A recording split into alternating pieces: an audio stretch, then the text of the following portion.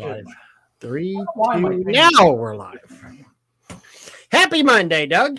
Happy Monday. Isn't that like an oxymoron? Yeah, Happy it is. Monday. Happy Monday. Yeah. I don't know if those two words actually belong together. You know, Mondays can be a little crazy sometimes, you know? yeah. They can be off the wall. So, hey there, hi there, ho there, out in Spray Wash land. Tonight we were going to be talking to Pat Clark and doing about Sales Boost. Pat got tied up. What was he? He was trying to get his plane got delayed, and so he's. I guess his lovely wife Sheila is driving him to another airport and trying to get him to where he needs to go. So Pat will not be joining us this evening. However, we're still going to talk a little bit about sales. We'll talk a little bit about Sales Boost. And I think try to get him on for next week. I know Sales Boost is coming up. So It is coming up. See how it goes. Coming up real quickly, I believe. But I know he wanted to talk about that some here tonight. But yeah, it's always a good thing. You know, Pat's an inspiration to a lot of guys, and you know, we've watched him. You know, we were all kind of in the same network together at one point, and you know, got to know each other through there, and we've watched Pat just really explode and grow, and now he's, you know, networking and pseudo franchising out his stuff, and you know, we've really watched him grow and then become, you know, Conquer Coach and with Sales Boost, and you know, kind of cool. It's neat to see, you know, guys that it's nice to see that, you know. Yeah, it's nice to see, especially I want to say good people doing good things, you know, kind of thing. Yeah. Pat's only issue really is that he can't stay as good looking as we are. Yeah, you know, he's not aging as gracefully as we are. You know, so he's not aging nearly as well as we are. Yeah, exactly. And since Pat's not here to defend himself, we can really talk all the crap we want to about it. You know. Yeah, 9 days, 12 hours is when good. Oh, I am so happy to hear that, servant. I'm glad that it worked well. So he just picked up a new air diaphragm pump and went away from a 12 volt going into the wonderful world of air diaphragms. So, you know, air diaphragms are something that I just never I don't even think I would ever personally just wouldn't try. I mean, just because of the compressor and all that kind of stuff. So when the company that bought us, Crystal Clean, through Fleet Wash, came and they were using air diaphragm pumps, and so the first couple of trucks that they sent over here had air diaphragm pumps. Well, then I sent one of my trucks. They started, you know, recycling my trucks over there into the fleet. And I explained to them what a booster pump was. And they went and changed out from air systems to booster systems. And they said, we like these, you know, even better, you know. And it's kind of funny how, you know, booster pumps in a lot of ways are a very well kept secret. But they converted, other than a couple of trailers, and by all means, their diaphragms have their time and their place, and some people love them, and it's like a 12 volt on steroids that you don't have the, you know, the head pressure and the height drop on. But you know, you can sit here and debate this whole thing about equipment all day long, and people are going to have the stuff that they love, and people are going to have the stuff that they don't love. And you know, had a guy in today who was talking about, you know, he just did a $2,400 roof with a 12 volt in one day. The biggest project he had done yet to date. And he was just so tickled and thrilled about it, you know. And to him, it's not about going fast. It's not about going crazy. He's a relatively new washer, and he wanted to, he was just real proud and tickled at that kind of rate of return that he got on there. So I think that the thing that cracks me up the most is, and again, anything we say about equipment, isn't meant to be an insult to anybody else's equipment. I think you use what you use. You use what you got. Whatever works for you and your Works for company. you, know. Absolutely. But I know a lot of, probably one of the funniest parts that I see on the as far as equipment are concerned. Hey Bailey, hope you're doing well. The gas roof pump that, Doug, I think you and I can both sit there and say that we've watched it come and go, and as kind of OGs in the industry, we saw those things, get popular, and then everybody gets sick and tired of them and say, I can't stand Comets. I can't stand ARs. Udors are kind of okay. And really those whole pumps fall out of fashion until one person with a Facebook group started talking about it, and it kind of revived an interest in there. Right. And I can honestly say that everybody in my market that deals with ARs or Comets, and in some respects Udors, has major issues with it, and issues to the point of, catastrophic issues a lot of times. Oh yeah.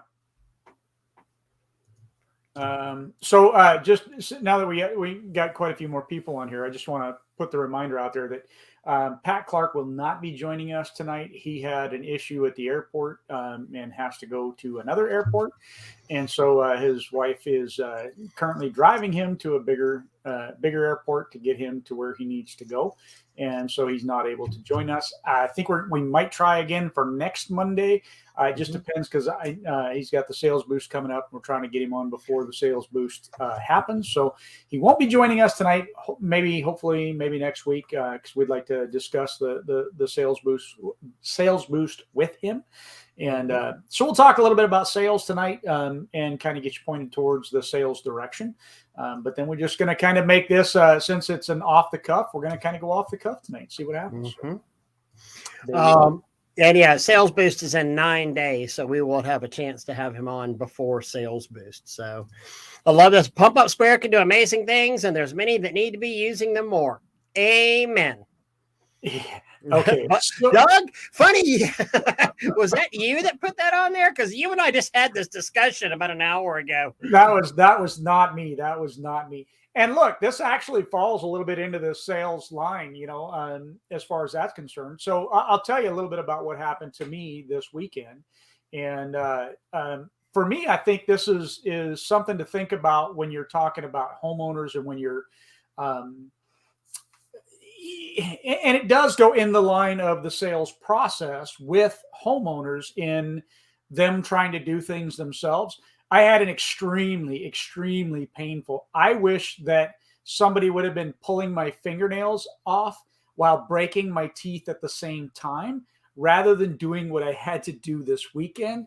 I had to rush and go clean a building that I own, and anyhow, I swung into Home Depot. I bought a 2.5 gallon a minute 3,100 PSI and, one of their little surface cleaners to go with it, and Pump Up Sprayer. And I bought some gallons of the outdoor bleach, which did not tell me the percentage of, it didn't tell me the active ingredients. So it didn't tell me that it was SH, and it didn't tell me what the percentage was, but it said that it was outdoor bleach.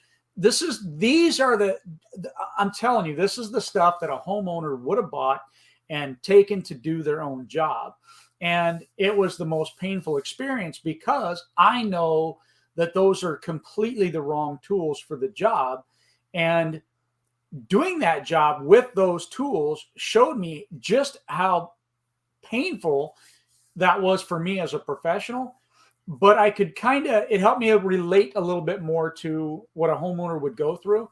And not that I encourage you to do that, but I found myself doing some of the things that I know homeowners would do. As an example, the red tip. Okay. I had to break out the red tip in order to get some things to come off, but I'm aware enough to not get close. And there were some things I couldn't get off even with the red tip. I could have, had I gotten closer.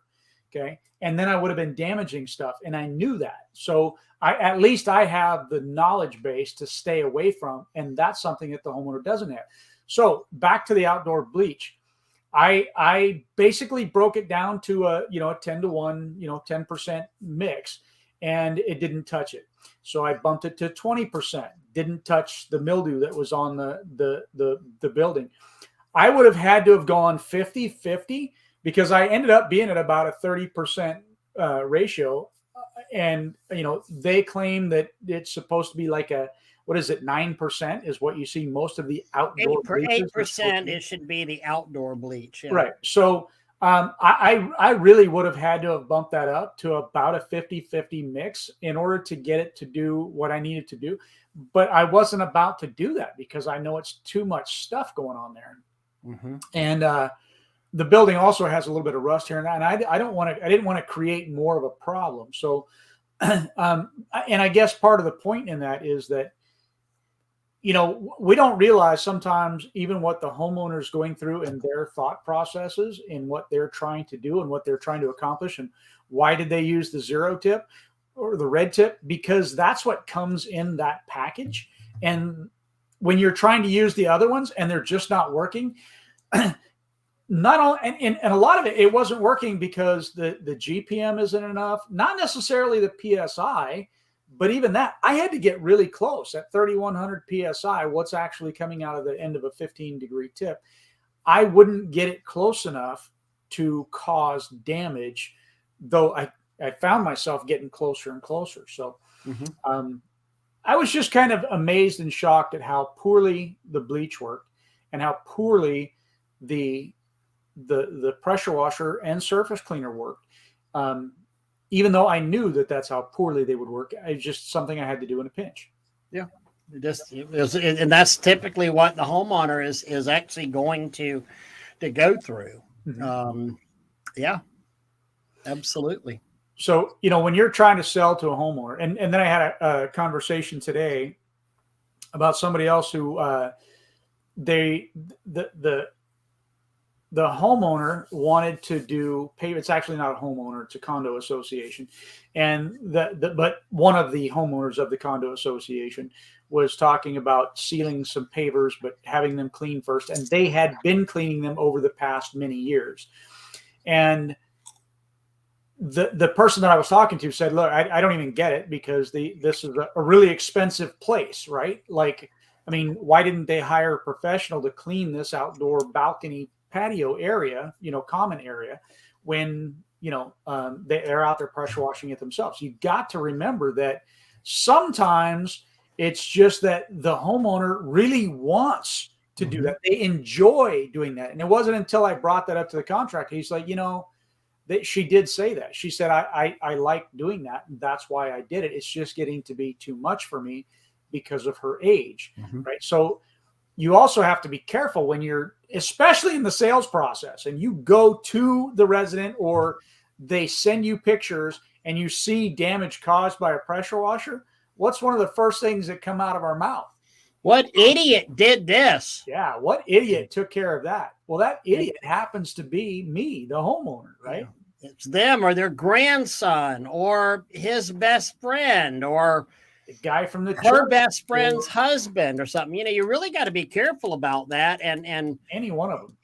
Find out the info on there. Hey, what's going on with, with this, and this looks a little strange, and let them explain before you start going out there going, oh, what dodo did this? I mean, this was just asinine. You have to find a better way of saying whoever did this was an idiot, other than saying whoever did this was an idiot. Yeah. It's 100%, simple. Yeah. I mean, because you literally never, ever, ever know who did that. And it could be the homeowner, and you can talk yourself right out of a sale, by doing that. So I could tell you I had more than one instance where, tiptoeing around the damage, if you would, and tiptoeing around, who caused the damage. And the wife would pop up and say, "See, Joe, I told you, it was him. So now you have to find a way to save his butt while saving your butt while not upsetting her, everybody wins a ribbon, right? Mm-hmm. And it is one of the things where you got to try not to hurt their feelings, if you would, if you want the job. But sometimes being just blunt, honest can be a good thing. You got to know how to read your audience in that side of it, though. I'm going to go back and hit a couple of these comments, and before they get too deep down, Bailey, it's funny, we're talking about putting a rental skid out here in Tallahassee. I've got access to every pump known to mankind, in here that we could do. And I swear, if I did a rental skid, it's going to be a 12 volt. It's going to be a twin 12 volt pump system. And because, they're simple, they're easy. I can swap them out, and there you go, Mm-hmm. And for the average person that's going to come in and rent that skid that needs a second skid for a job, or they may only have one skid, or they just want to see what it's like carrying a truck back skid kind of thing. I think the 12 volt is gonna be the way to do it. Eternal sales have been weird since the hurricane. Everything is all tweaked. Central Florida, I can imagine that is. And I mean, I'm hearing from guys right now even that it's starting to get busy, but still it's not the great busy that it was last year or the year before. I'm hearing that people are a lot more cautious with the money, and they're just waiting a little bit longer. And that's not to say that people aren't busy, because I know plenty of people that are, but a lot of guys that are strictly mainly residential are kind of scratching their head going, this is a different kind of year. And this is the time of year where, I mean, as it's taking off, this is the start of the season, normally. And it's one of those times where if you're not busy, I mean, there's a problem, because it's swamp time. For us, it used to be that last week of February, just our phones would go just absolutely bananas. And we would go from being dead to just being slammed. Yeah. And I'm definitely hearing that that's not quite the case this year. So it does look like residential is down, and it's not just because of the whole market is flooded kind of thing. Because a lot of it would even be just, I mean, customers that have been around for a long period of time, are they coming back? That kind of thing. I think a lot of it is budget stuff. Look, I mean, not to get into politics, but I know, apparently Trump the other day said that he expected to be arrested by Tuesday. So the only reason I'm mentioning that is just because all of those dynamics, when you look at it, the economy being down, gold prices going up, all these different things are affecting people's decision in, what they're buying and whether or not they have confidence in where the country is going and retirements and, all this kind of stuff. If they're if they're a forever Trumper, they might be like, you know what, I need to hold on to my money, because who knows what's going to happen if, Trump gets arrested. Is there going to be rioting? All this kind of stuff. There's an uncertainty in certain things that are happening, I think, that are helping to cause people to say, hey, let me pull back for right now. I saw an absolutely shocking statistic the other day. I don't want to say it was like, and hey, Chris, how are you doing? Use a pump up sprayer almost daily. Gene, I don't know why it doesn't, but I saw an amazing statistic that said it was something like 50% of the country, if they had $1,000 emergency bill, would have to put that on a credit card. That's scary to think about. A $1,000 emergency bill that 50% of the country would have to resort to credit cards to pay that. So, not meaning to interrupt you, Gene, if you could do us a favor, I don't know where you're watching from. If you're watching from the pro group, go over to Ray's page or my page and watch from there instead, and then make a comment, and let's see if you come up. Because I think I read somewhere that it depends on the permissions that are granted. And like if you're in a group, it may not be allowing that to come through. So like on one of our personal pages, that might be where it comes through. So if you don't mind, Gene, give that a try. Jacob, hope you're doing well, my friend. Sorry we haven't spoken. I've been a little crazy every time you've called me. spend money on better equipment, consumables to keep the dollars per hour up higher. Yeah, 100%, and that's one of the questions we get, used to get all the time. Washing is like, how could you have been done so fast? It used to take me all day to wash this house, or the last guy, he was here for like 6 hours doing that. And well, yeah, I mean, that's because our equipment's different and our experience is different. And I've got two guys running around like banshees, in a coordinated attack pattern on your house. And yeah, that's exactly where I was at this weekend, where I was in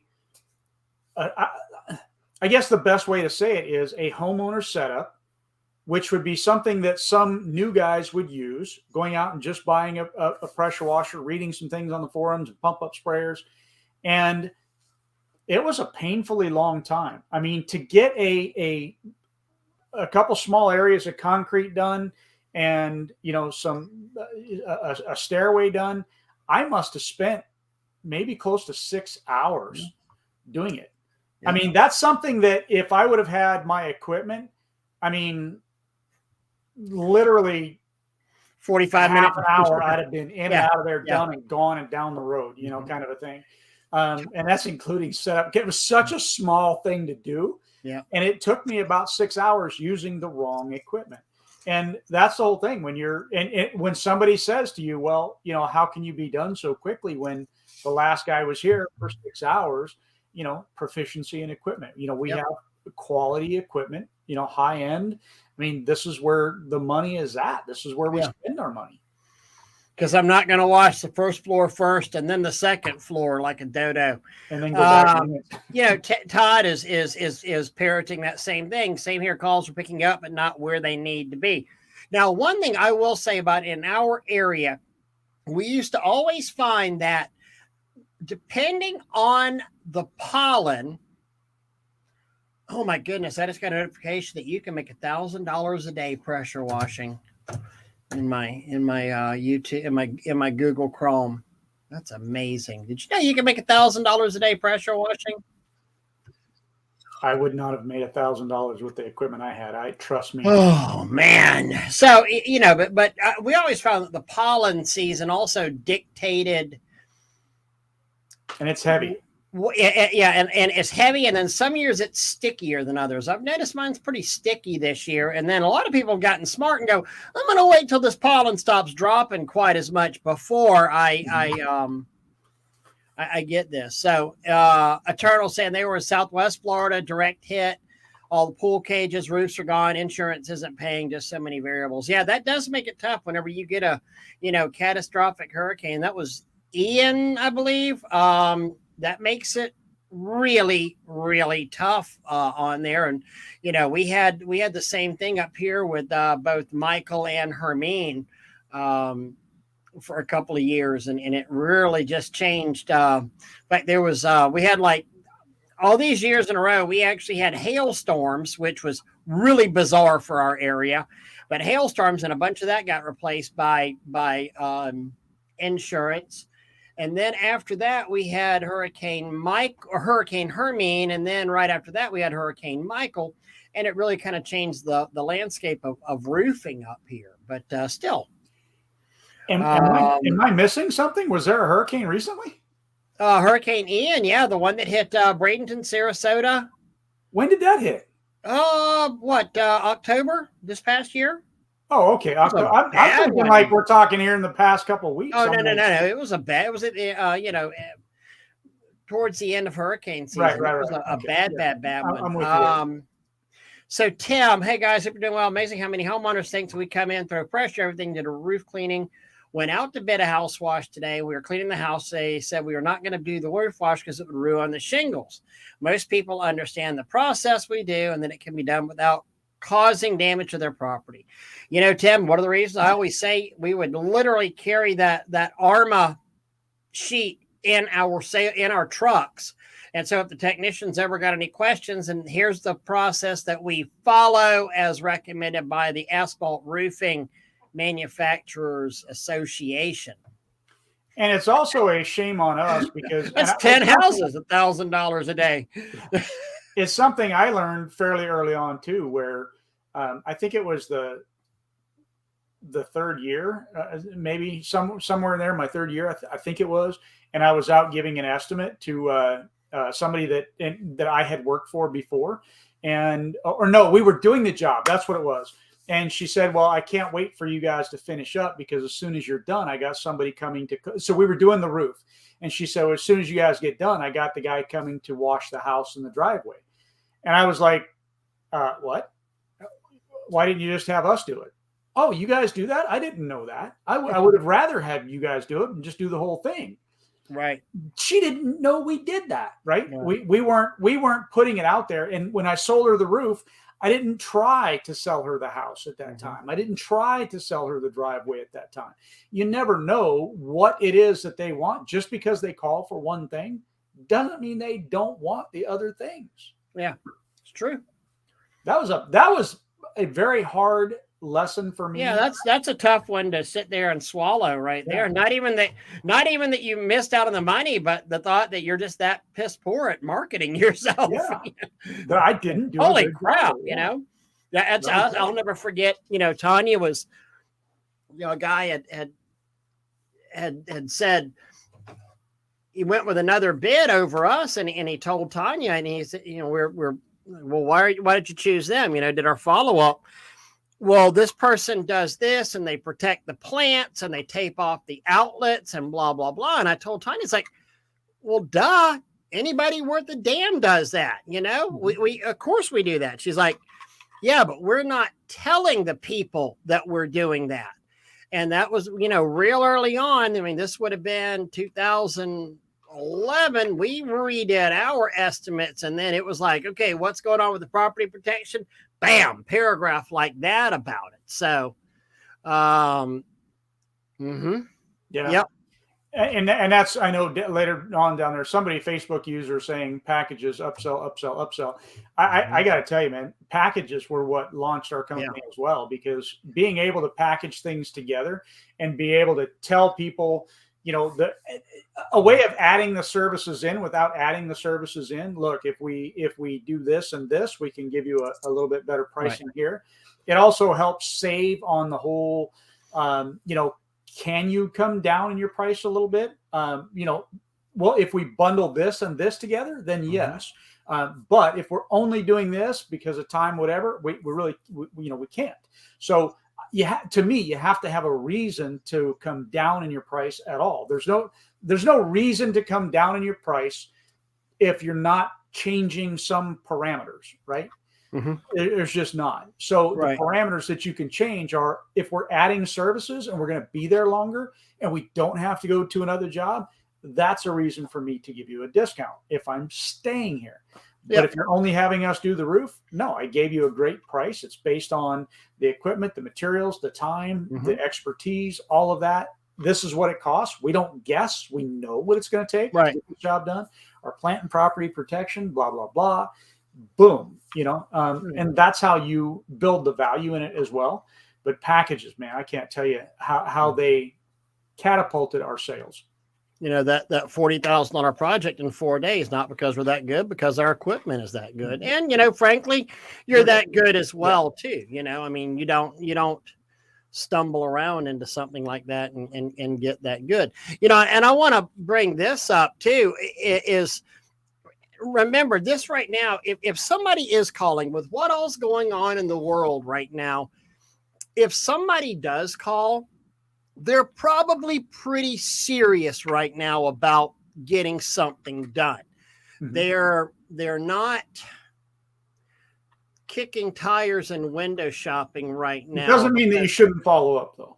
Yeah, I mean, no, you should absolutely 100% follow up. But I'm just saying that, in years past, maybe I get the price pressure. Right now, I mean, if somebody with the tightening of the economy, if somebody's going to call you on pressure washing, they're probably damn well serious and are planning on spending this money with someone. So Exactly. every call is extremely valuable right now. Mhm. Especially like you said, Daniel with just said, even with the pollen and everything else. If I Mhm. mean, and they're still making the call. They want the service done. Daniel went for a house wash, sold a $7,500 project just by telling them other service we offer. And Awesome. yeah, and I know, Daniel and I talk pretty frequently, and he's one of those. Do you do other stuff? Yes. Let your customers know what else you do. And it's not necessarily up for them to find out what else you do. Like you said, Doug, I mean, you've got to let them know the other services that you do. Every single service that you offer, they should know about it if you're there. I still maintain, and I know it doesn't work in all areas, but why it's so important to get out there and do a in-person bid with folks and saying, okay, let's walk around your house. I mean, I know there's somebody on here that I'm seeing the name. He just did a large deck replacement and got his daily rate for pressure washing. Same thing of replacing a few deck boards on there, because he sat there and did the walk around at the house. And what about this? And what about this? And they're like, oh yeah, and he wasn't overly busy right then. So he'd rather have that business than not other business. So he went ahead and did that, Exactly.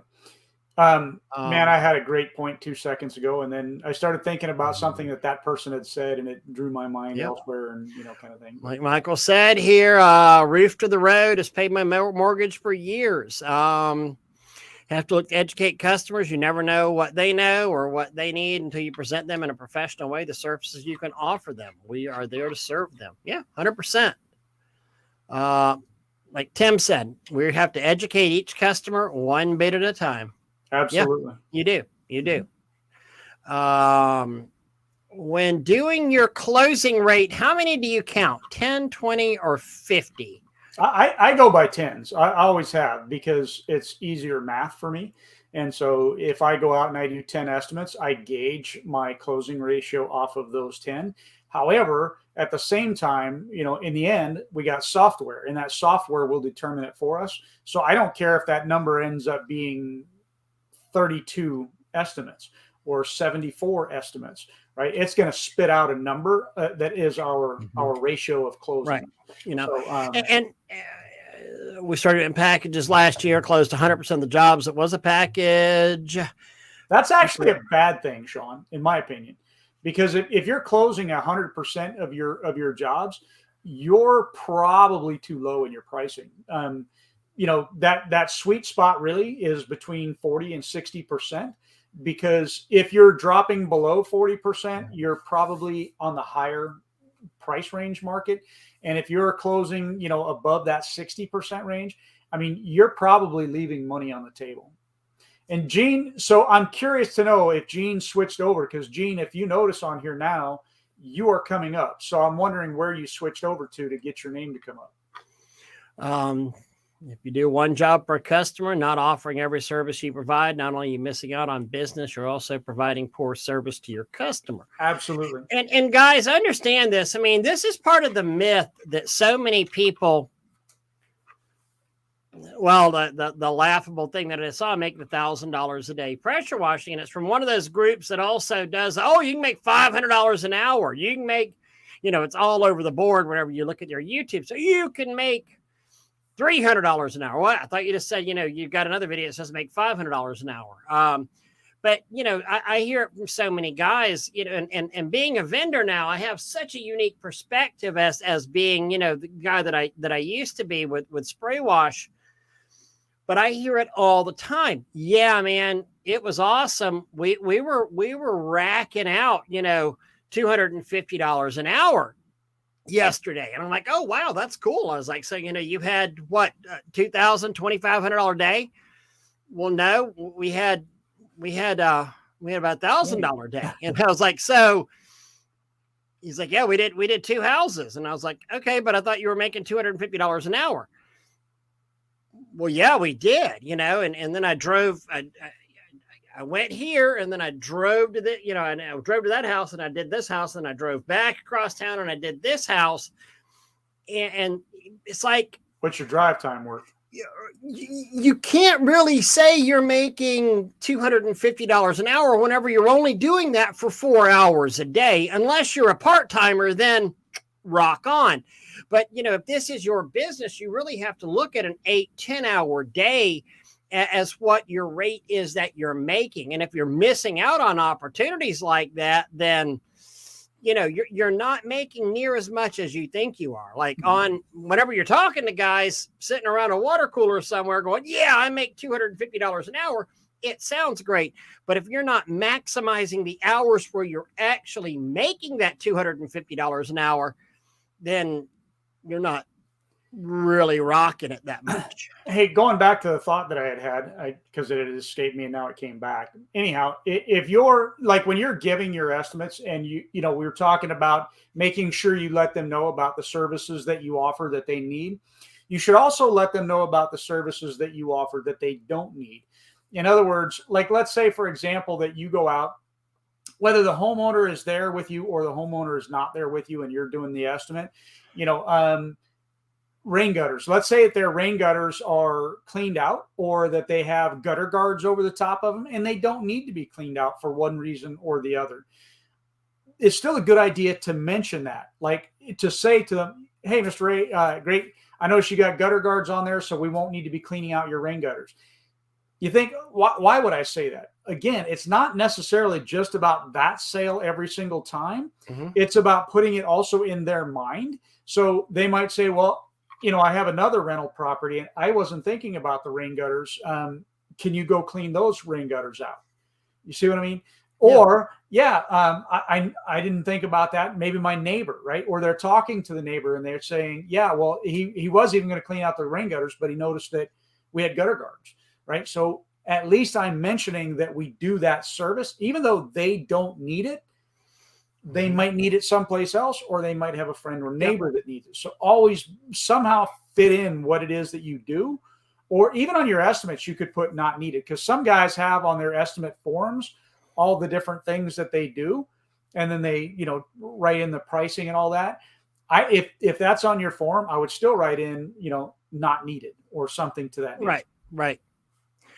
CRM, add notes, say everything, follow up. Dog's name, funny story, whatsoever. Yeah, absolutely. So you can make that personal connection whenever you call your customer up. Hey, how is Tigger doing? Is that little rascal still biting every technician that comes onto the property? And you make those little notes. I mean, I tell you what, I've heard of guys that have literally written down the kids' names, the wife's name. I mean, hey, do they play Little League? I mean, stuff like that, and really get into that personal selling on there. And it's pretty damn good, You can even tease people a little bit if you know how and when to do it. Be careful with it, kind of a thing. Mm-hmm. Like here, if they were, like let's say they had an Alabama flag outside, Roll Tide, kind of a thing. When I walk up and I'm talking to him and all that, I say, oh, wait, before I get too close, have you been to Alabama recently? And when they say, no, not for the past couple of weeks. Okay, good. I just want to make sure I don't breathe any Bama air, because that stuff just makes me sick. So, and then go on from there and just see how their reaction, but you've got to know how to approach, engage your customers. And depends on if they walk out and they're all snarly, there's no way I'm going down that rabbit hole. But find a common ground find a way to build that communication between them and to build that relationship with them and to become that friend of theirs. And now they can start teasing you about LSU or, whatever your team is. And, you can kind of get into some friendly banter back and forth or, whatever the case may be. And pets are sometimes more profitable than kids. Way more profitable than kids. The college football is another great one. Whenever you get to somebody that's got a Florida State flag or an LSU flag or something like that, I mean, they're just, what a great way to, and a lot of typically even good-natured ribbing. So if you get somebody in here that's uh, Florida Gator fan here in Florida State. I mean, we can sit there and just, rag each other, mercilessly, and they usually like it. And it's fun. Yeah, it's fun, and unless you are the person that takes it personally. If you yourself, as the person that's selling, takes it personally, then don't ever go down any road that you are going to take on a personal note, right? Because there are sometimes people getting and you can alienate your customer, and you got to be able to take it if you're going to dish it as well, or if absolutely, absolutely. I wanted to mention something that about follow up and between Charlie and Gene talking about this. Mm-hmm. So one of the absolute, I hear this all the time, and I remember at a point whenever we got slow years ago, whatever reason, I mean, things weren't happening like they should have. We're like, yeah, we got to go shake some trees. We reached over, and we weren't even using House Call Pro at this point, and we had our 3-piece invoices, the white, the pink, and the yellows on there, and the white would get left off with the homeowner, hand delivered to them. The yellows would get the technicians. The pink were, in the billing file.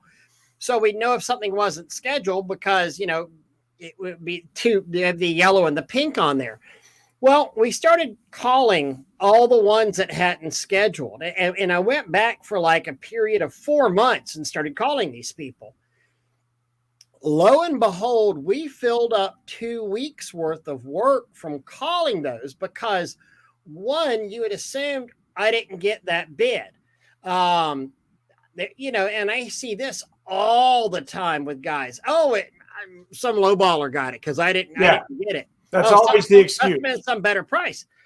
You know what? Maybe somebody higher than you because you didn't follow up with them. Mm-hmm. So we started following up these.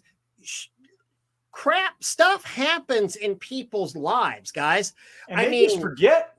Your dog dies. Your wife gets in a wreck. You get laid off. Your daughter gets pregnant. I mean, so many things can happen. And you were going to get the house pressure washed, but other stuff took precedence over that. And all of a sudden you kind of put that on the back burner. And I can't tell you, whenever we sat there and did that, and it was like, holy crap. I mean, there were so many people that just we were going to. I'm so happy you called me and reminded me, we need to get back on this. Oh, yeah, your bid was that.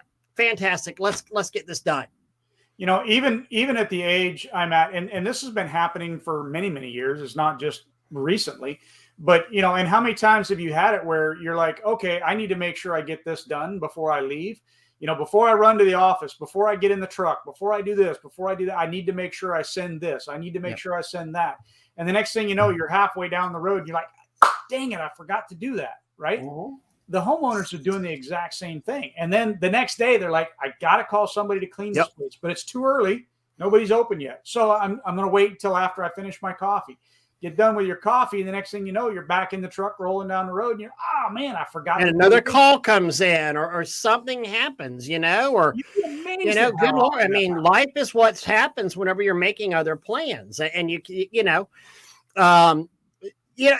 this is something else like what Todd's saying here. Guys, maximize your time. Mm-hmm. I mean, it's okay to schedule, and I get it. Oh my God, I need the money. I got to do this. But, if you've got geographically similar places, try to work in those geographically similar places. Don't feel like you've got to go bouncing from here to there to here to there to make, hey, look, we actually have another house on the east side of Tallahassee scheduled for next Thursday. Would that work for you? Or do you need this done?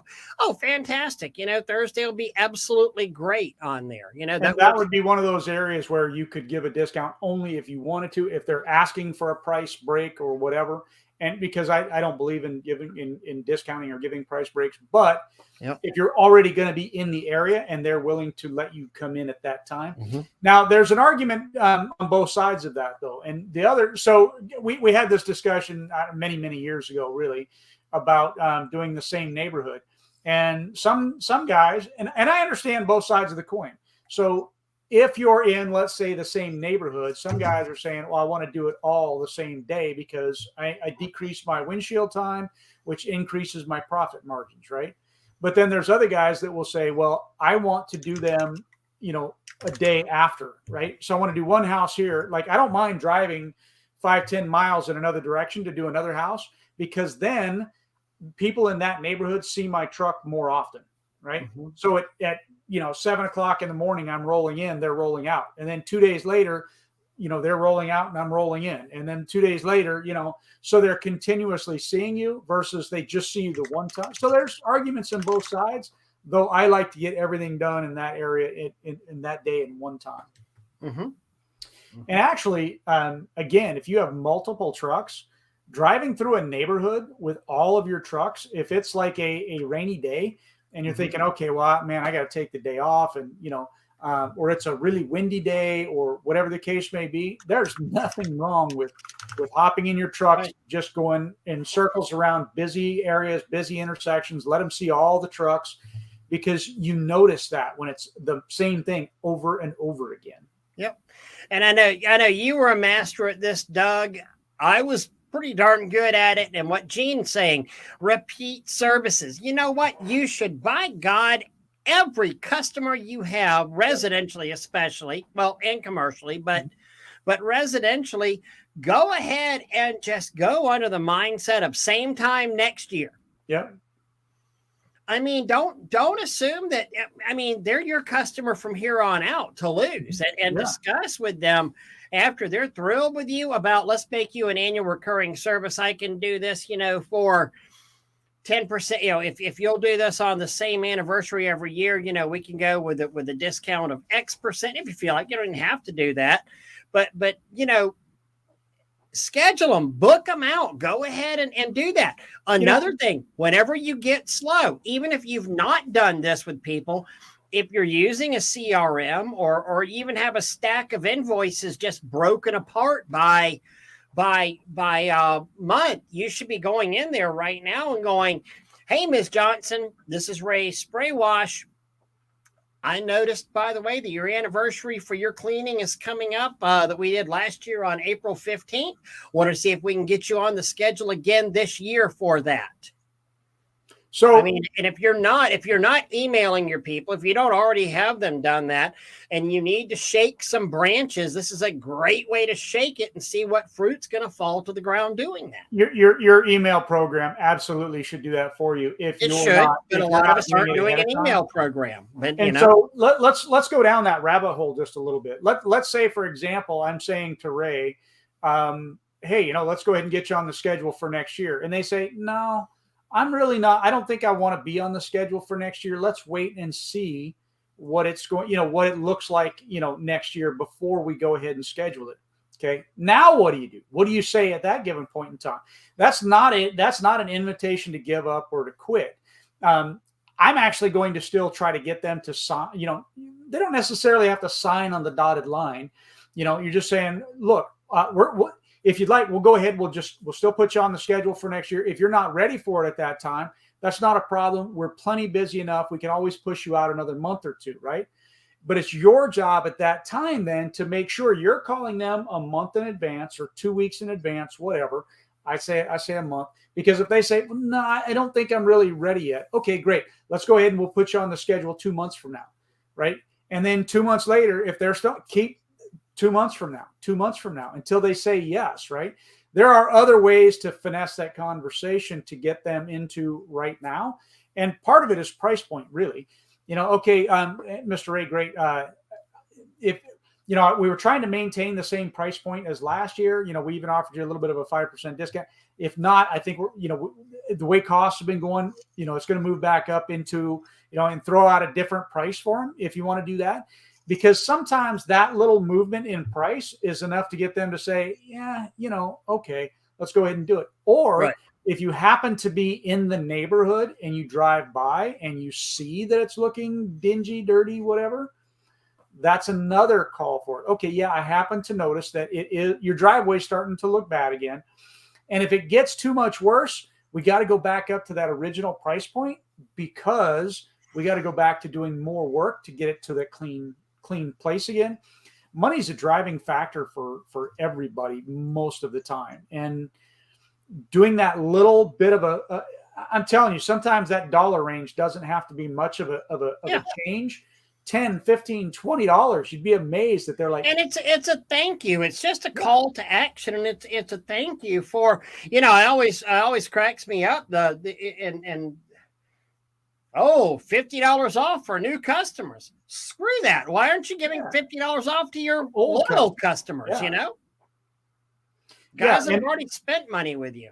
I think wasn't it Scott Stone that said that the best. I think that's who it was. And Scott, when you look at that, that is one of the ways to get past the objection of price when they're sitting there and they're saying, well, I'd really like a discount, blah, blah, blah, blah, blah. Great. We might be able to offer you that, next year, because that's what we do for our repeat customers. We don't go up in price, or we give them a discount, and you can even be quite frank with them and say, we have such a loyal customer base because we do such a great job that we don't offer discounts to our first time customers. We're looking for good we want to build a relationship with you. We want to prove to you that we do an awesome job, and then we can discount the following years for being a loyal customer, for us. But we can't do it this year. Yeah, absolutely. Same. Yeah, no, you can't. Sorry. Following up on everything without bugging people is a tough balance, but if you get the timing down, it's golden. Calling annuals and monthly, 2 months ahead to verify, just like you were saying there. Yep. Charlie, follow up with residential, most commercial clients at 11 months, 23 months, along with sending out holiday cards. Maintenance is where it's at. Littles, if you have to answer the phone, answer with confidence. And if you're the only one person, still answer plurally. Yeah, 100%. I always made ourselves, I didn't really have to make ourselves sound bigger than we were, but yeah. 100%, and it's we just talked about this last week or the week before. Answer the damn phone. Yeah, I mean, I cannot tell you how powerful that is. And that's what it was. I was at a title place to get that truck that I bought titled, and the person in front of me, and the lady said, it was the lady behind the counter is asking him, so what brought you into our place? And he goes, you're the one that answered the phone. Mm-hmm. You were a further drive than all the other places that I called, but you answered the phone. That's the reason I'm here. Jim Bob, something amazing here. And he could not be more right. Keep dog treats in your truck. Even if you're not a pet person, understand if your customer has that pet, they absolutely love them. And I mean, people really do consider their pets their fur babies at this point. And I mean, if that dog wants to sit there and dry hump your leg, you ought to scratch his head while he's doing it and let him finish it. Seriously, I mean, if it takes it, rub some sausages on your freaking, ankles and stuff so the dog takes attention to you, but keep a dog treat in there and love their dog. Oh my God, I got one just like that at home. My uncle has one. I am going to caution a little bit on that for one aspect, and that is I have found that some people you just need to ask, can I give them the treat? Because some people are very particular about true. Oh no, absolutely, 100%. Yeah, so can I give your dog a treat? You can really piss them off. You should absolutely keep treats in the truck, but just say, "Oh, can I get him a treat? I got treats in the truck. Can I get him a treat?" And then if they say, "Well, what kind of treat is it?" Now you could even have different types of treats if you want. Well, what is he like? I have like an organic, meat-free, vegan-friendly biscuit. we got to end up getting to Gene's comment because once we get to it, because I definitely I want to punch that.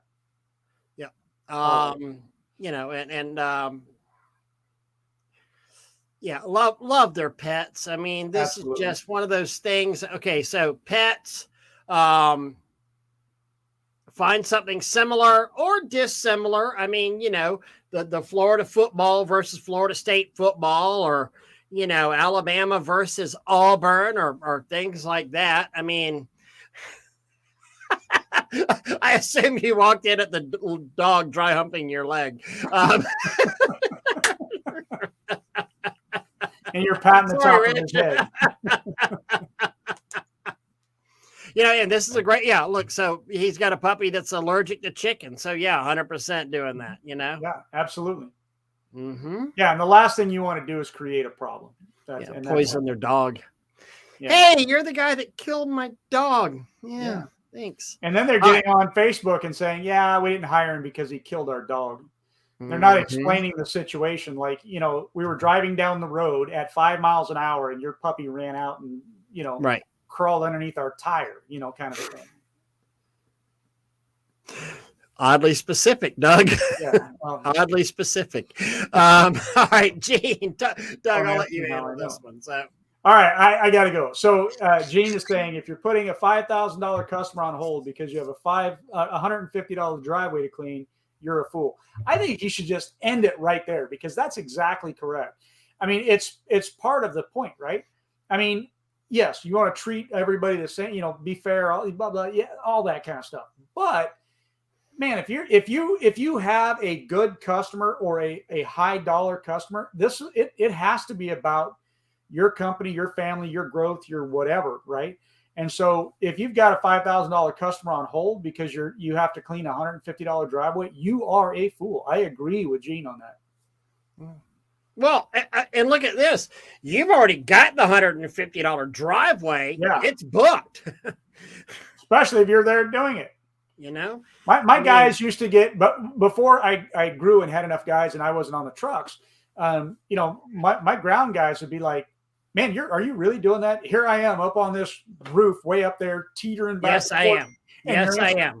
Yeah. And I train my guys to be listening to, and then they go and they get their pen and I say, okay, and your name is Ray Burke, B-U-R-K-E. Okay, what's your phone number? Okay, it's 805, blah, blah, and I'm saying it standing on the roof spraying while I got the guy down there writing it. Right. Yeah. Because you answer the phone and you get that customer. And Apple makes these things. Mm-hmm. I mean, they're absolutely amazing if you're working, and keep them in your ear. And I get it. You want to be target focused whenever you're working and you don't want to be unsafe on it, but either get Jill's office or get an answering service or get a something, so you can talk to these people. I'll go one further for you. And I know that there's discussions about state laws and all that kind of stuff, but you can actually get a program that will record every single one of your phone calls, but you have to notify, unless your state doesn't say it, that you are recording. And you can do it for quality assurance. When you call someplace and you say, you call Visa, MasterCard, whatever, and they say, calls are being recorded for quality assurance. Okay, that's and basically your option is you can hang up. Yeah. If but at least that way, if you do it that way, you can gather the information that they're giving you. Mm-hmm. Mm-hmm. And this is where sometimes, we just, remember I write people all the time, my notes in my my phone right there, you just go, all phones have like a little note thing where you can go and write notes down. I mean, here's one that, Pete, 2 Gilmores. Here's a phone number I had to call back and just, write stuff down as you can, or you can go and do text to talk or whatever you need to do. But take those notes and call these guys, call them back, Charlie's got the wrong thing going on. Charlie, what? Look, Charlie, you're wrong, dude. I'm going to tell you. We keep human grade beef jerky that dogs love. Man, that's the wrong thing. It just is. I mean, it's never going to make it to the dog. It's in my truck. I would eat the whole thing. It's not making it to the dog. Yeah. I'm going to eat it all. Take care of your repeat customers, somehow compensate them for being loyal. Always people out there that's looking for the cheapest person, constantly jump around to different companies instead of looking for that best value. 100%. And that goes back to what we were already saying about, are you giving a discount to the loyal customer or to the new guy, right? Yeah. I mean, if they are literally shopping for the best price, I think he said that the best way is that they're always going to be shopping because they always want the best price. They're not looking for the best job. So Twilio, which uses a customer factor, does call recording. Mike, we would never tell jokes on here, man. That's not our style. Come on. This is one that I actually pulled up. So, hey, Gene, are you trying to say follow the money, baby? That will definitely need to be on your tombstone. It's one that I love, that one of those jokes that you can always, because I literally remembered the punchline of this joke, but you can always tell because it works with every school out there. But two boys are playing football on a vacant lot when one of the boys is attacked by a rabid Rottweiler. Thinking quickly, the first little boy rips a board off a nearby fence, wedges it down the dog's collar, twists it, and breaks the dog's neck, killing the dog instantly. Reporter who happens to be strolling by sees the incident and rushes over to interview the boy. And he says, that was the most incredible act of bravery I've ever seen. He whips out his notebook and furiously scribbles the headline, Young Bama fan saves friend from vicious animal. Little hero sees this and he says, but sir, I'm not a Bama fan. I'm an Auburn fan. The reporter looks at the boy for a minute, flips a page and writes, little redneck kills beloved family pet.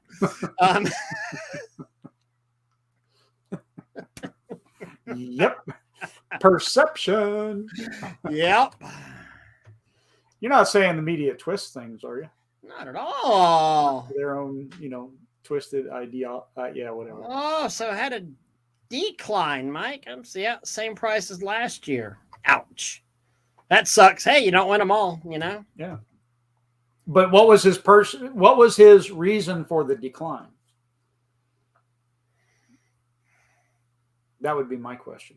Mm-hmm. Did he decline because simply of price? Did he decline because he had lost his job? Did he decline because it's not dirty yet? Did he decline? I mean, there's so many different things that you need to look at, and because I don't think you can get to why, or I don't think that helps you determine whether or not you're doing a good job in the sales side of it, unless you continue forward to find out why he declined, the price this year. It could be any number of things. That's why I mean, I'm always saying, make sure you're getting to the actual objection. If you don't, we always think we know what the objection is. Like Ray said earlier, we think it's, well, they just went with somebody cheaper. Maybe they did, maybe they didn't. You've got to get to what the actual objection is. And you have to overcome an objection. You have to know what it is. And they'll typically say, that's just too high, or that's too much. Mm-hmm. But that's not what they mean. Right. You really boil it down in your questioning to find out what the actual objection is. And Mike brings a really good point here. Gave her the same prices and things are double. And, that's something that every one of us need to think about, is that things are double this year. I mean, gas is up.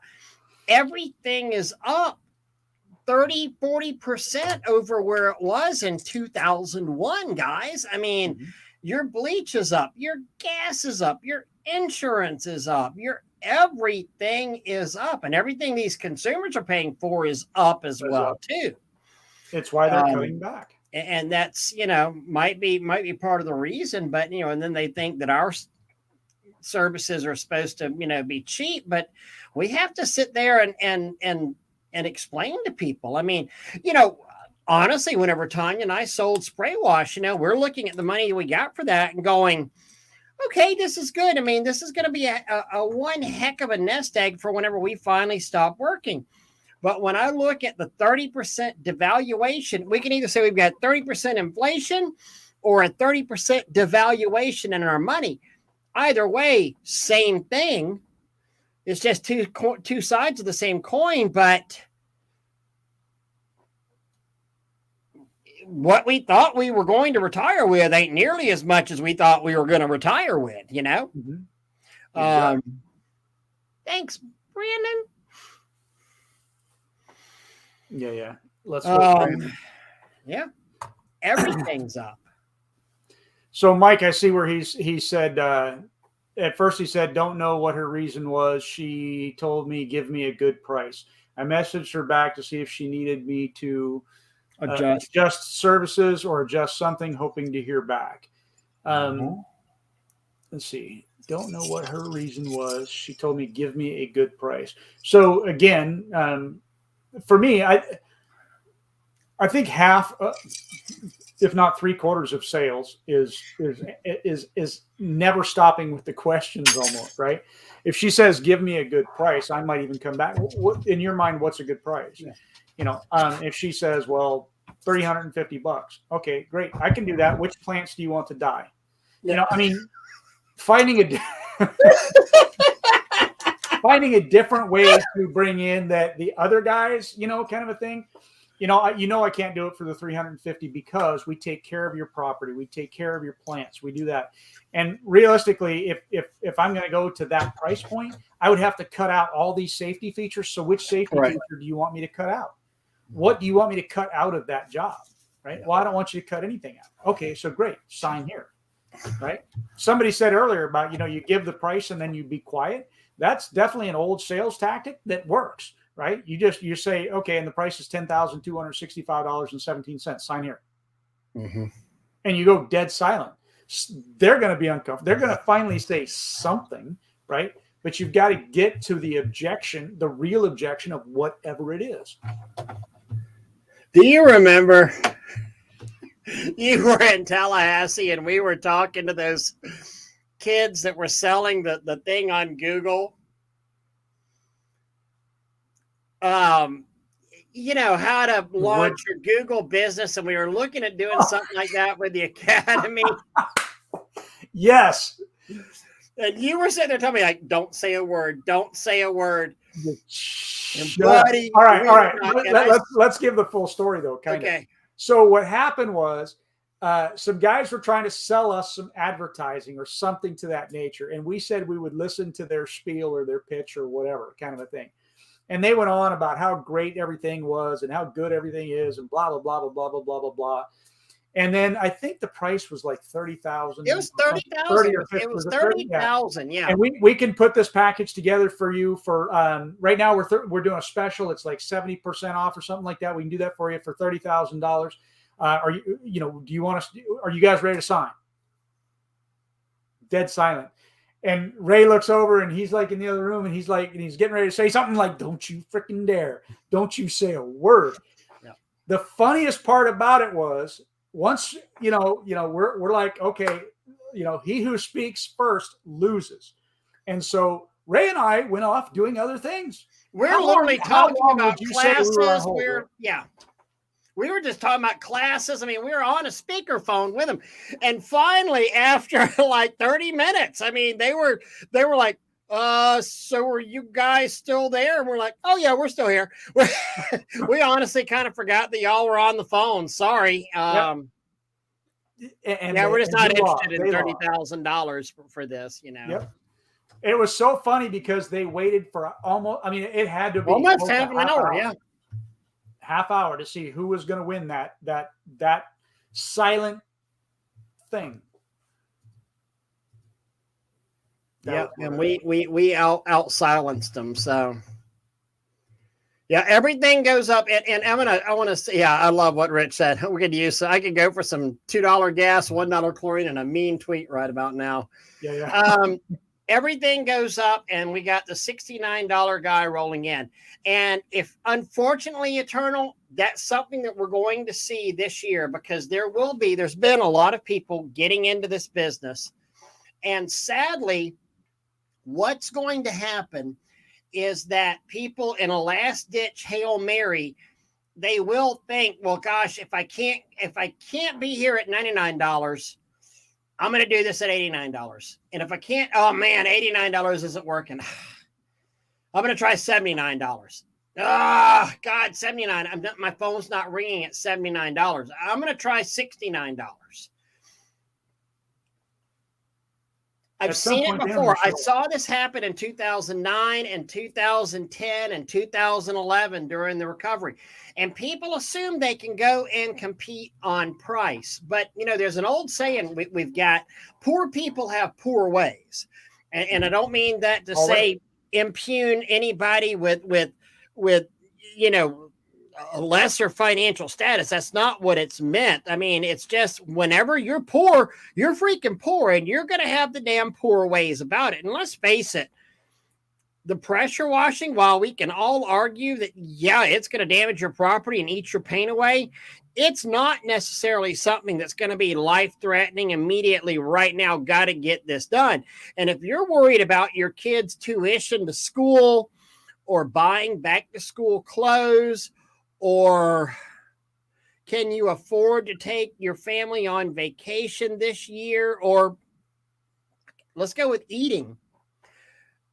Pressure washing might get kicked to the side. And so it doesn't matter. You can virtually give away your services and people may not do it. And all you've really done is then hurt the market for whenever the market comes back.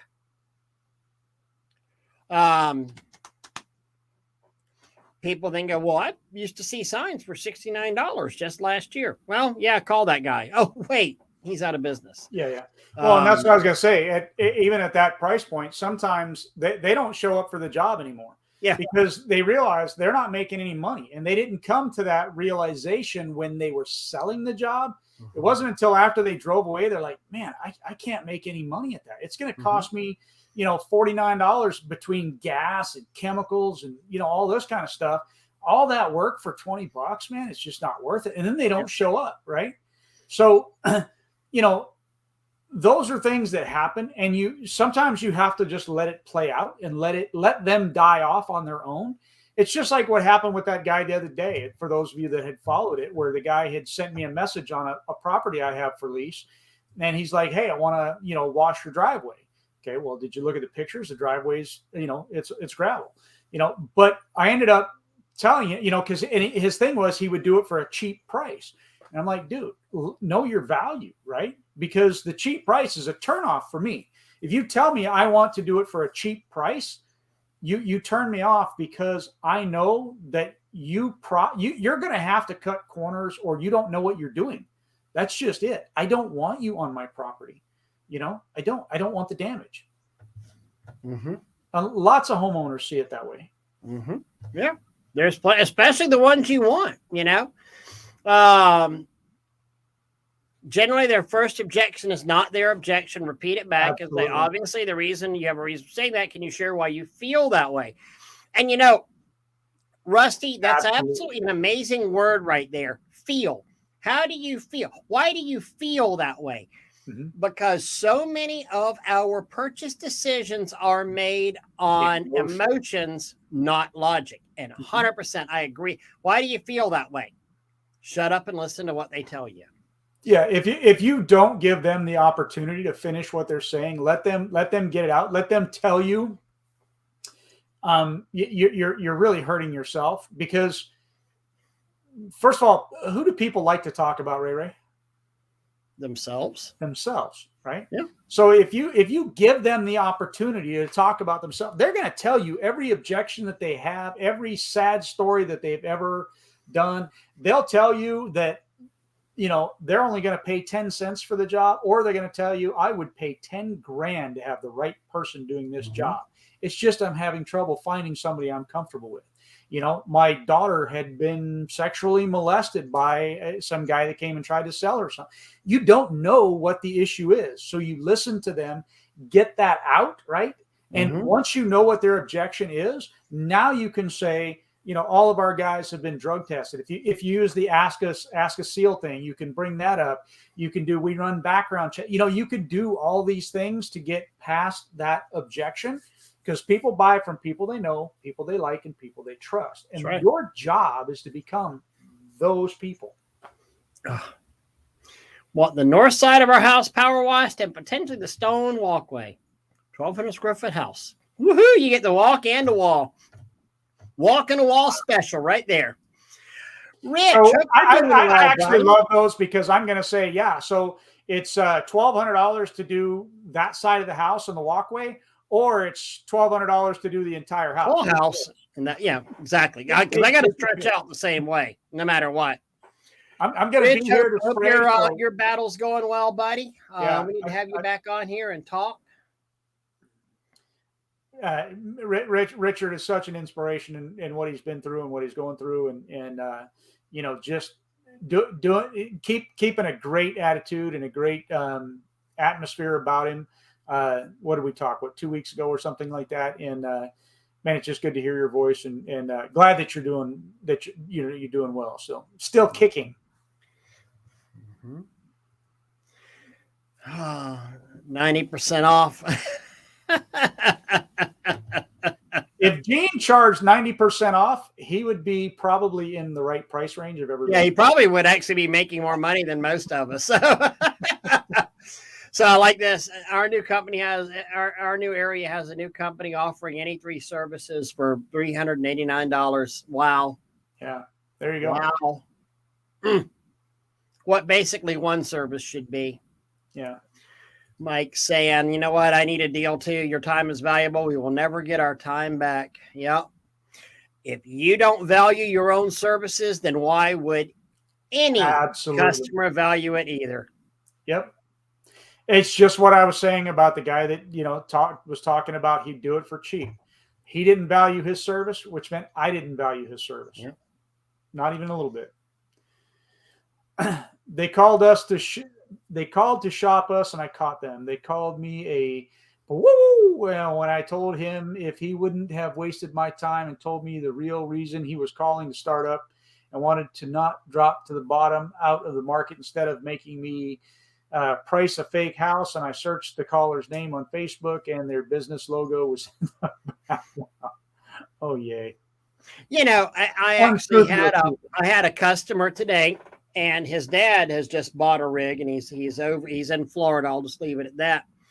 Not in my area of Florida, but so this young man is a pressure washer, and his dad is about to retire and wants something to do. And we were talking about finding the pricing in this area, and I said, have him call himself up and find the best companies in the area, introduce himself, and ask for any overflow business. Mm-hmm. And say, look, I don't want to be that guy. I don't want to be that guy that wrecks the market. Can you help me along on pricing? I want to make sure that I charge, good price, fair price. I'm doing a great job. Price. I want to be one of the upper echelon prices. If somebody called me up and they said, look, I'm pretty new to the industry here. I know you've got one of the bigger businesses here. If you have any overflow work, just like you're saying, Ray, I'd love the opportunity to show you what I can do and to make sure that I'm just, getting the pricing right and all that. I'm more apt to throw them a bone than I am any of these guys that call up, hey man, I'm just looking for some extra work. If you got some, your attitude, your demeanor, your all of that, and how you approach me and how you approach your customers, it all means something in the long run, right? And look, not about tooting horns, but we've grown successful, good businesses. This isn't something where we're guessing or we're making stuff up. This is real stuff. This is what happens. And I mean, I'll throw Gene under the bus as well. Gene does a great job. And, he runs a successful business, and he's going to be in business as long as he wants to because he's successful at it. Right. And we're all saying the same stuff, right? This is what it takes to do a good business, not a big business. Okay. This is what it takes to do a big business. But as we always say, it doesn't matter if you want to be big or small. Right? You be what you want to be, but still building a good, successful business. These are the paths that help get there. That's right. It's what I love about this business. I think it's one of the things you can love about it. You don't have to be a $2 million company, a $1 million company. You can be one guy with a couple of helpers and all kind. You can be whatever. You can be a 2-truck guy. You can be a 10-truck guy. There's not a rule book that says you have to do, any particular, thing on there. You do this how you want to do it. Exactly. Mm-hmm. Let's see. I've been Crash Pro 20. Everyone is not affected by client retention or closing ratio. It can be done. Don't fear the price increases. And that's kind of an old, every year go up, or whenever you feel you need to go up. And let's say that you increase your prices 20% and you lose 20% of your customers. How much income have you lost, Doug? You haven't. You probably increased. Yeah, you have, but you've gone up 20% and you've lost 20%. So at worst, you're net even, you're break even. Mm-hmm. But guess what? You're doing 20% less work, and you have the same amount of money, freed up a lot of time to do other stuff. It's just what I've said a dozen times about how I learned about pricing years and years ago when I was a home inspector, and we had one inspector that was charging over double what the rest of us were charging. And, one day we're all sitting around at our ASHI meeting and we always made fun of the guy. And one time we were doing that and he started laughing at us. Mm-hmm. I mean, like, you guys don't get it. I'm making more than you and I'm working half as much as you. Yeah. I mean, what, how am I the stupid one? Right. I'll never forget right after when we were announcing we had sold our company. It was still really new, about 2 years ago. We were doing a live and some guy, bounced on there and goes, "Oh my God, I can't believe you sold to those guys. They're idiots." I just bid a job over here for like $4,000, $5,000, and they were at like $30,000 for that same, project. They're a bunch of morons. What do they even know about this? And I'm thinking, all right, dude, so you got did 4, they did 30. 5 times as many jobs, mm-hmm. 7 times as many jobs to do the one job that they're going to wind up doing on there, and I'm sure they had their reasons for pricing it that way too. There are companies out there that don't do any of the work. They mm-hmm. They probably bid 1,000 jobs a year, just throwing a number out. I don't know the actual numbers, but, and I've been called by many of them, right? Where they'll call up and say, "We got this building, downtown New Orleans, downtown Baton Rouge, need a price to clean the exterior of the building." Okay, great. I already know I can pre-qualify them really quick on what they're doing, right? Because all they're doing is shopping for subs. And then they throw out a price to do all of the work on that building. And they throw out a price of, 1.2 million, whatever it is. I don't care. And if they land the job, great. Then they go out and they actually hire subs at that time. And if not, they don't care. They'll put out 1,000 bids to win 10. And they're going to make $1 million that year off of those 10. They're going to make $1 million by making sure workers' comp is good, like we talked about last week. And making sure that the work gets done and not actually doing any of the work themselves. Yeah.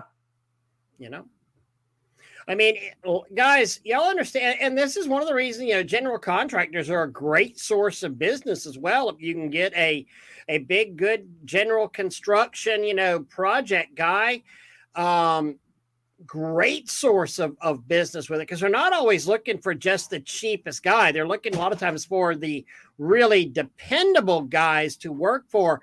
But you can go to some of the biggest general contractors in the area and go and look at their equipment yard and go and look at the equipment that they have. And you know what kind of equipment they have?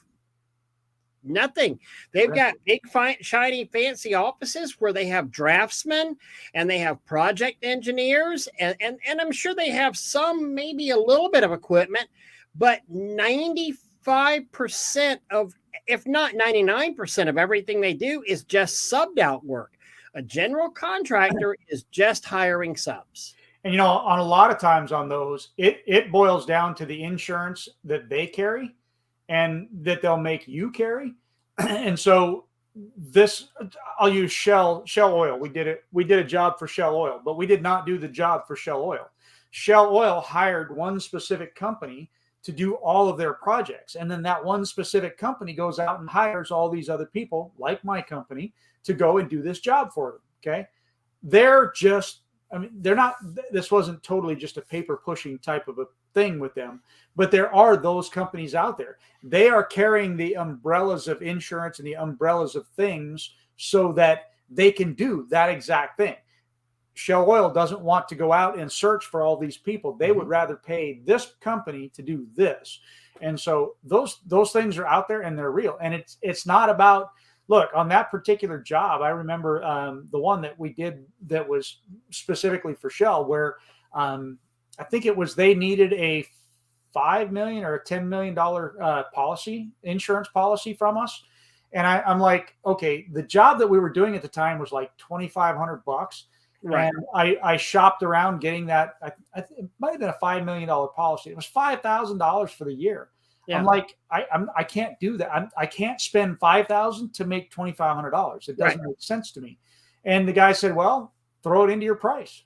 I said, okay. So I took my $2,500 price. I threw the $5,000 on top of that to make it, $7,500. And they said, okay. Yeah. We've seen guys like wanting. I remember a garage project we were on, and they wanted something like $10 million in insurance. And I was like, our insurance agent is like, this would be like something that a general contractor, if they were building a garage, would want, and still I remember the person they would never relent on that. Like, we can't, and the garage never wound up getting cleaned. Because of what they were talking about, and Blaine sitting here talking about they raised the prices, closed 48%. Last year was 61. They wound up making more money. I want to go to what Rusty's saying here. National service providers will outsource the work to subs for a fraction of the bid they got accepted. 100%. And you know what? Here's an interesting thing about the national service providers. National service providers, since they have and a national service provider would be like Springwise or Eco, Brickman's. I don't know if Brickman's is in business anymore, but one of these guys, and they'll take the southeast region of Walmart, and it's their job to orchestrate the landscaping, the pressure washing, the window cleaning, and the parking lot blowing for all the Walmarts in maybe a 1, 2, 3 state area.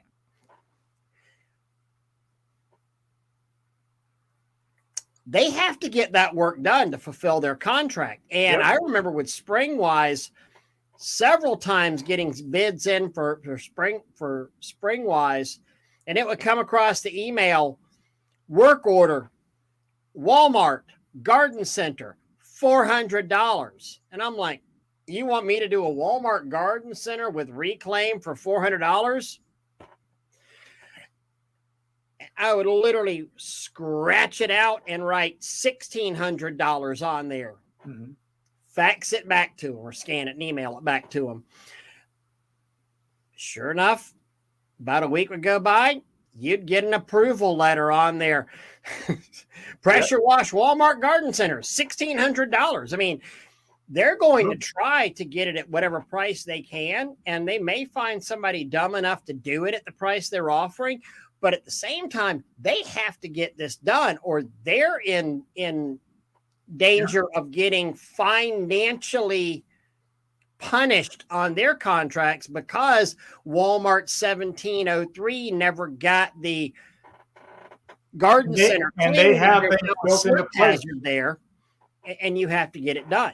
Yeah, they have things built into place, and they're typically financial. That if the job is not completed, there are financial ramifications to them doing that. As a great example, here's one where it just happened with me, where my insurance company didn't get the notice that my insurance on my general liability insurance on my building. Okay. And they're like, we didn't get that notification on there. So, we're going to have to charge you. And I'm like, wait a minute. And I sent it to them, right? Because they have to make sure everything is in place the way that it's supposed to be. And if I didn't keep up with my end of the bargain, it would have ended up costing me a heck of a lot more money. So it's the same thing there. There's financial obligations that are made to make sure that you are doing what it is that you're supposed to be doing. Yeah. 100%. So, Cole, just a great example of what we're just talking about. Third tier subcontractors, concrete contract hires, the GC hired them, and they're still getting 80K, 3 levels down. Yeah. 100%. And like Rich said, that's why they said don't discuss the price of the job with the GM of the store. 100%. Yeah.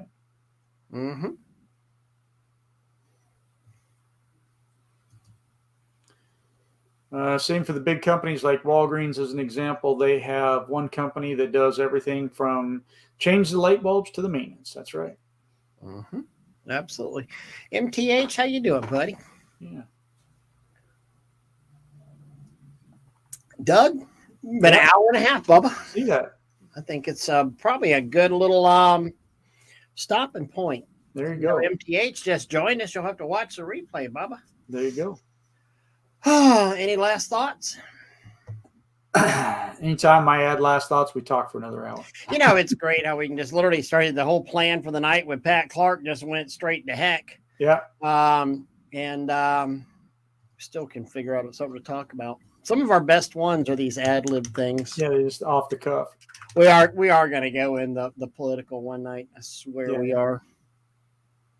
There you go. This Ray and Doug's political show. I'm telling you what, I think that would be hilarious. We would either make internet history or possibly both be arrested. Yeah. I think both. I think we'll make internet history and get arrested. Yes. Oh, that's awesome, MTH. So you're getting some of that train cleanup. There you go. And like Rich is saying, wear your damn respirator out there. Yeah. Brian, do it. Just remember, Rich is dealing with some cancer right now, and not that they're saying it's from him not wearing his respirator, but a high probability it's from him not wearing his respirator. Congratulations on that new truck, Michael. Yeah, man, that's awesome. Exciting. He's got to go kiss his new truck goodnight. That's awesome. Man, I love that. I'm so excited for you. Back at you, brother. The text you sent me, Rusty? No, I did not. Let's see. Sorry,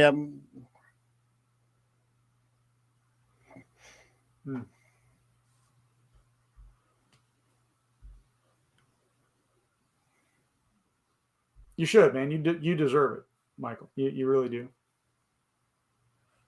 Well, while he's checking his text, just a reminder: we're going to be we're going to go ahead and check on out of here. Been out here a good long time. So, Rusty, I don't see a text that you sent me, buddy. Actually, because you're not showing up. He says a couple days ago. Oh. Well, I sent Ray a text the other day, and I still haven't heard back. I'm on the phone with him and hadn't heard back from him. The last one I got from you, Rusty, was what are the PA store owner's name? Eric and question mark, and then you wrote back, found it. So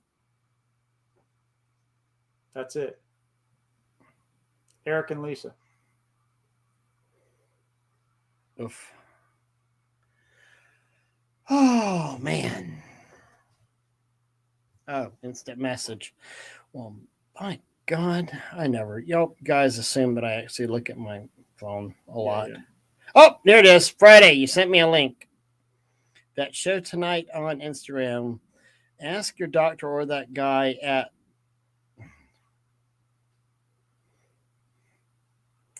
I'll have to look at this because this might be bad.